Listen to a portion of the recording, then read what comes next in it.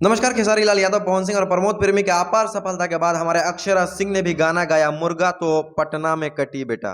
क्या बात है सर। और दोस्त, हैरान करने वाली बात तो यह है कि महज 4 घंटे में ही 10 मिलियन व्यूज आ गया है। क्या बोला तूने? दोस्त, हमको एक बात समझ में नहीं आ रहा है कि दूसरे का कॉपी दूसरा आदमी कोई करता है तो मिलियंस में व्यूज गेन करता है, लेकिन हमारी अक्षरा सिंह जब कॉपी करती है तो 50,000 व्यूज क्यों आता है। तो खैर, ये सब बातों को छोड़ते हैं और बात करते हैं पावर स्टार पवन सिंह के आ जाइए हैं 5 के चल जाइए हैं नाच के गाने के बारे में। अभी मजा आएगा ना भिड़ो।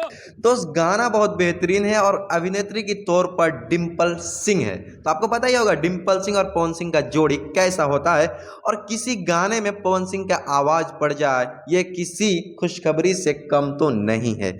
लेकिन दोस्त, एक बात की चिंता हमें सता रही है कि गाने का रिलीज हुआ आज अभी से लेकर 4 घंटा हो गया है, 1 मिलियन व्यूज नहीं हुआ है और ट्रेंडिंग पेज पर नहीं गया है यार। तो जाओ, जल्दी से जल्दी जाओ, और नहीं सुने हो तो 10 बार सुन के आ जाओ।